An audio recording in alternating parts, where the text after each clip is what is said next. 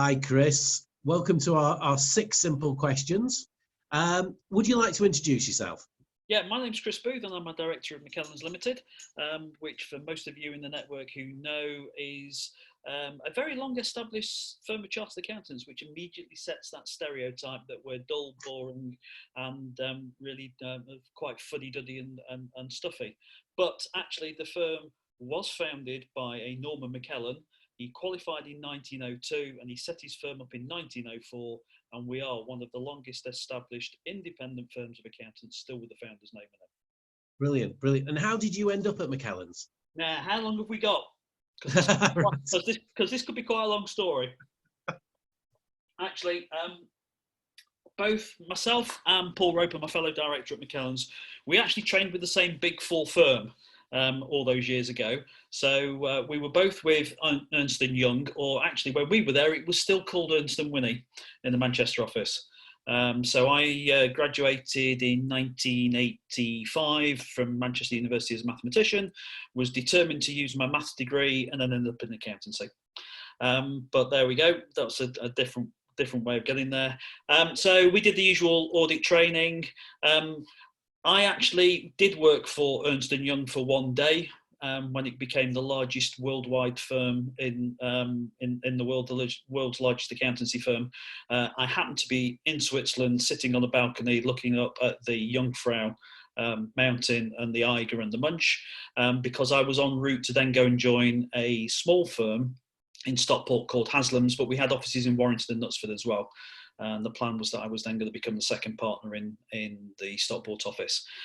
4 years on, that didn't work out. In fact, we ended up in the early 1990s recession, and they were, or just about to go into the early 1990s recession, and they were looking at potentially doing some downsizing and moving Stockport into their Knutsford office. So I went back into one of the other big firms, Big Four firms, now PwC, but when I was there, Coopers & Lybrand, Deloitte, and I did 2 years as an IT consultant, because one of the things that I'd done when I was at Ernst & Winnie was that I was instrumental in automating audits, but also computer auditing computer systems to make sure that the numbers that came out were the right numbers, but also helping clients to choose systems which met the needs that they had, because at that time a lot of computer systems didn't produce the analysis that people needed, so they'd have lots and lots of spreadsheets hanging off the back. So I ran around for 2 years doing that, helping middle market customers, as Coopers referred them as, to try and find out better systems and put better systems and procedures in place to make sure that things work better, and we did revise workings and new computer systems.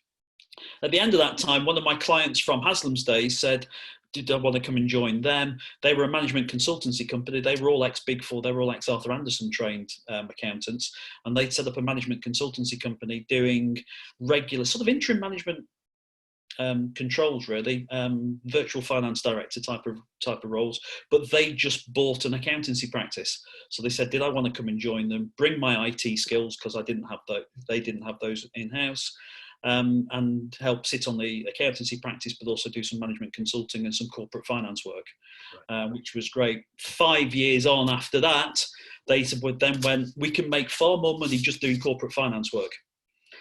Which was great. But I got this client base around me that I would go out once a month, once a quarter, sit down with the directors, say, this is what the numbers really mean. What's the plan for the next 3 months? What's the plan for the next month? Where we go? Where's the cash flow forecast? Helping them build models, helping them do profit forecasts and projections. And so we agreed that I would take those clients with me wherever I decided to go, because that didn't fit with what they wanted to do in terms of just doing pure corporate finance work, which was absolutely fine. So I scattered around, looked for a few things, thought about setting up on my own, looked to buy a couple of accountancy practices, and then got an introduction to McKellan's, and it seemed like this was the place I'd always wanted to be. Paul Roper, my colleague from Ernst & Winnie days, was there anyway. And it was just when they wanted to interview me, they got my CV, and there was the agency who were acting for them said, right, okay, we've looked through your CV. They really want to do that, but they can see that you're involved in your local church quite a lot and whatever else, but there's a catch. I said, well, what's the catch? He said, well, you need to be an active Christian person to join the firm, because that's the ethos of the firm. I said, well, that's not a catch. To me, that's an answer to prayer. Thank you very much. And that's why it felt so good. And 20 years ago, almost, wow. in June this year, I'll have been there 20 years, and I'm still new kid on the block with some of the team. Then I joined McKellen's and brought my client base with me, bought the previous senior partner out, and the rest is history. So a long way of saying how I ended up getting to McKellen's, really. Yes. Well, I did ask, didn't I? Yeah, absolutely, yeah. So, at the Business Network, we always try to focus on something personal about people. Yeah. So this is the point of some of these questions. Passions, hobbies, if you have any spare time, what do you do in it? Okay, I'm a car nut, as you're aware of, which is one of the reasons for joining the DrivenNet networking group, which is absolutely fantastic. I absolutely love going to that group. It's a shame it's on pause at the minute because of all the stuff with the virus. I rode motorbikes for 5 years before driving cars, so I've always been a sort of a petrol head in that respect. So got a passion for cars. My sport that I do is I play golf. So I'm a member at Keedle Golf Club. So I'd like to try and get out there as much as I possibly can. Other sports, or actually do quite a lot of hiking and walking. And that's how I met my wife. So we met through the Duke of Edinburgh's Award Society at university, which I didn't do DofE, but I just tagged along to do the hikes. And that's how I met Karen. And then on an alcohol side, I'm quite fond of a wee dram of malt whiskey. Right. Very interesting. You see, somebody else I've learned about you now. So podcasts, do you listen to them? And who would you recommend? Okay, haven't listened to many for a while, actually. Got out of the habit of doing it. But one of the favourite ones is Desert Island Discs. Yeah, me too. Which is quite good, just to hear the different range of music that people do listen to.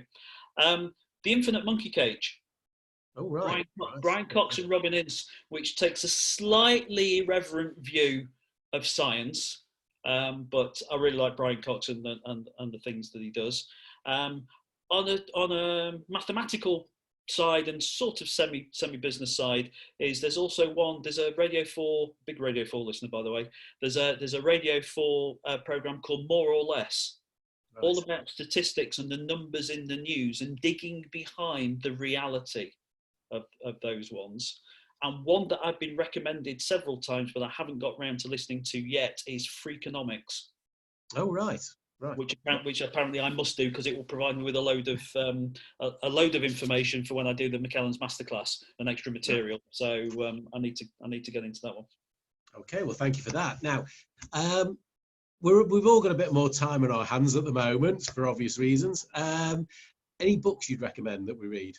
Yeah, now got several on the business books list, and currently I'm reading John Bishop's book How to Grow Old, which actually is incredibly funny.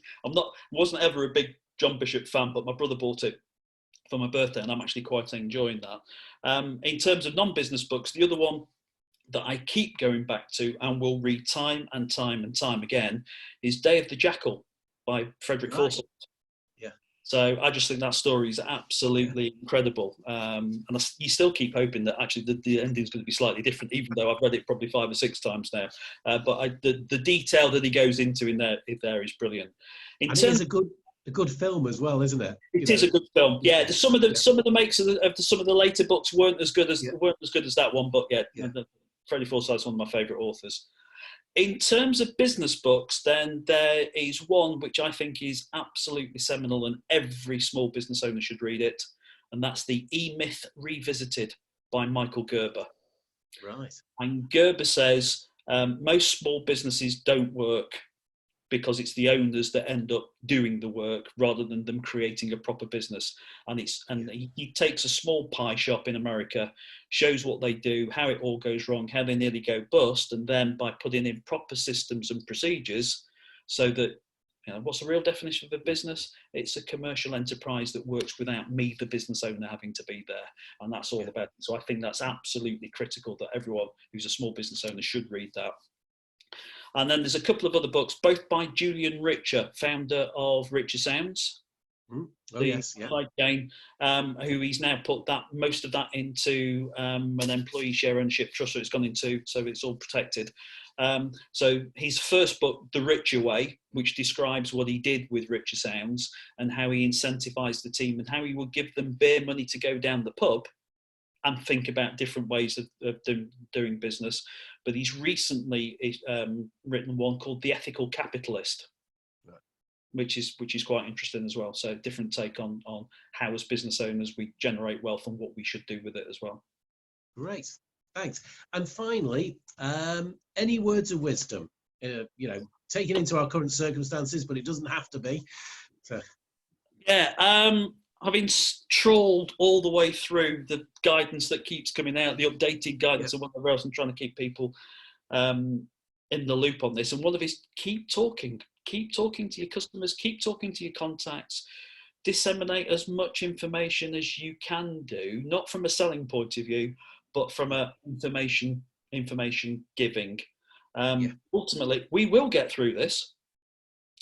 A lot of businesses might go to the wall, but those of us who are agile, those of us who are actually trying to do things slightly differently, react, but plan, will get through this, and it'll come out in a different shape whenever we do come at it. Yeah. So those two things, and actually putting my accountant head on or putting my business advisor head on, make sure you monitor your cash. Yeah. Cash flow forecasting is absolutely critical. You need a daily forecast for the next 2 to 3 weeks. You need an outline one for 12 weeks, and you probably need an outline one for 6 months.